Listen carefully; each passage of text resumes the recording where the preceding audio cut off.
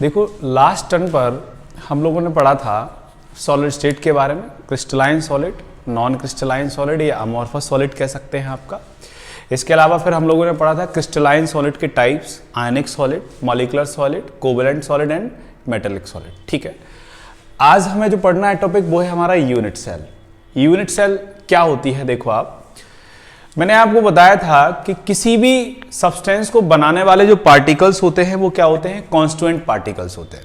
ठीक है, कोई भी सब्सटेंस बनाना हो उसको फॉर्म करने वाले जो पार्टिकल्स होते हैं वो कौन से होते हैं? आपके कॉन्स्टिट्यूएंट पार्टिकल्स होते हैं। ठीक है, और जो कॉन्स्टिट्यूएंट पार्टिकल्स होते हैं वो क्या होते हैं? एटम्स, मॉलिक्यूल्स या फिर आयंस, इनमें से कुछ भी हो सकते हैं आपके। ठीक है, ये डिपेंड करता है कि वो सॉलिड कौन सा है आपका। तो कॉन्स्टिट्यूएंट पार्टिकल्स होते हैं। अब क्रिस्टलाइन सॉलिड के लिए मैंने एक डेफिनेशन बताई थी कि जब बहुत सारे पार्टिकल्स होते हैं एक डेफिनेट ऑर्डर में, जब वो अरेंज होते हैं तो जो सॉलिड ऑब्टेन होता है उसको हम क्या बोलते हैं? आपका क्रिस्टलाइन सॉलिड कहते हैं। ठीक है, होता क्या है, जब कई सारे कॉन्स्टिट्यूएंट पार्टिकल्स होते हैं और जब वो एक डेफिनेट ऑर्डर में रेगुलरली अरेंज होते हैं 3 डायमेंशनली, तो एक स्मॉलेस्ट यूनिट ऑब्टेन होती है जिसे हम क्या कहते हैं? आपका यूनिट सेल। देखो आप, जैसे ये है आपका, ये लिखा है यहां पर, many constituent particles, atoms, molecules और ions are arranged regularly, orderly and 3 dimensionally in the space to make a small unit is known as unit cell. Unit cell को इस तरीके से समझिए जैसे कि ये क्लासरूम है, ये क्लासरूम है। इस क्लासरूम में अगर हम बात करें तो देखो बड़े ध्यान से देखना, कितने कॉर्नर है आपका? 1 2 3 4 5 6 7 8 कॉर्नर है कि नहीं है?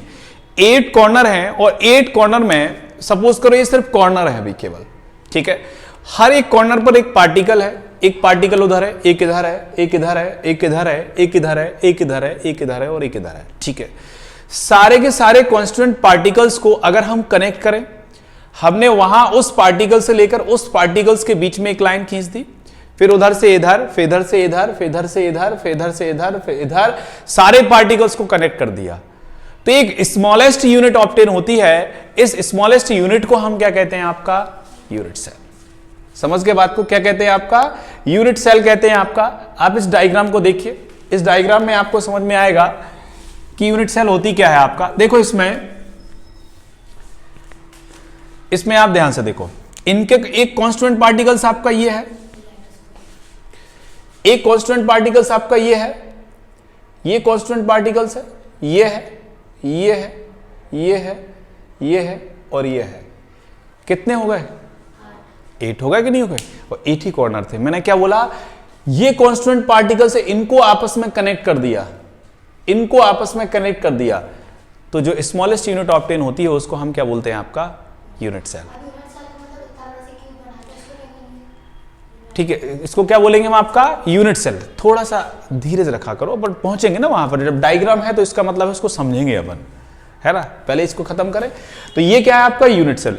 ये जो क्लासरूम है इसको आप यूनिट सेल की तरह मानिए आप। ठीक है, अब इस क्लासरूम में अगर हम बात करें, इसके ऊपर एक क्लासरूम बन जाए तो वो भी एक यूनिट सेल होगी, सेम बनेगा तो वो भी तो यूनिट सेल होगी। यानी इस यूनिट सेल के ऊपर एक यूनिट सेल आ जाए, एक बगल में आ जाए, एक इस तरफ आ जाए, एक नीचे आ जाए, एक पीछे आ जाए, एक फ्रंट पर आ जाए, इसके ऊपर, फिर उसके ऊपर, फिर उसके ऊपर, फिर साइड में, फिर साइड में, फिर साइड में, फिर साइड में, फिर साइड में, फिर बैक में, फ्रंट में। तो जब कई सारी यूनिट सेल एक दूसरे के साथ कनेक्ट होती हैं, कई सारी यूनिट सेल, तो जो बिग स्ट्रक्चर मिलता है, लार्जेस्ट स्ट्रक्चर मिलता है, उसको बोलते हैं हम क्रिस्टल लैटिस। क्या बोलते हैं? आपका क्रिस्टल लैटिस। देखो आपका क्रिस्टल लैटिस को भी मैं समझाता हूं आपको। क्रिस्टल लैटिस के लिए क्या डेफिनेशन दी थी? क्या क्रिस्टल लैटिस की क्या डेफिनेशन दी थी हमने? देखो यहां पर मैं बताता हूं आपको। देखो यार, क्रिस्टल लैटिस या लैटिस क्रिस्टल की हम बात करें, क्रिस्टल लैटिस के लिए क्या डेफिनेशन मैंने बताई है?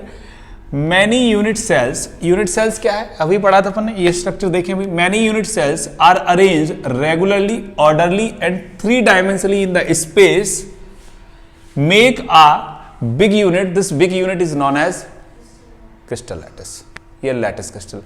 जो स्ट्रक्चर आप ये पूछ रहे थे ये क्या है? आपका क्रिस्टल लैटिस। अभी मैं उस स्ट्रक्चर को भी समझाता हूं आपको। इसमें एक चीज और लिखी है, सो अ पैटर्न और structure obtained by regular 3 dimensionally arranged of points is known as crystal lattice.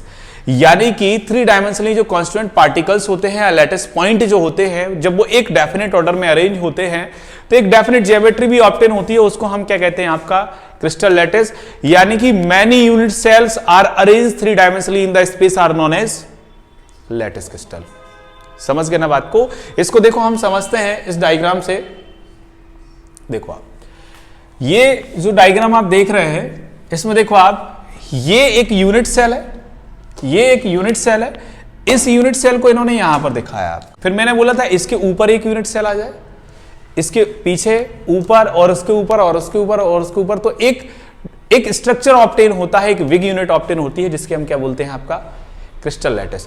बिल्कुल इजी लैंग्वेज में ये समझिए, क्लासरूम है, ये एक यूनिट सेल है, इसके बगल में एक और क्लासरूम है, फिर आपका वो क्रिस्टल लैटिस का फॉर्मेशन स्टार्ट हो गया, फिर उसके ऊपर, फिर इसके ऊपर, फिर इधर, फिर इधर, फिर इधर। जब कई सारे यूनिट सेल एक साथ कनेक्ट होते हैं तो जो स्ट्रक्चर ऑब्टेन होता है, विग स्ट्रक्चर ऑब्टेन होता है, तो उसको हम क्या बोलते हैं आपका क्रिस्टल लैटिस कहते हैं।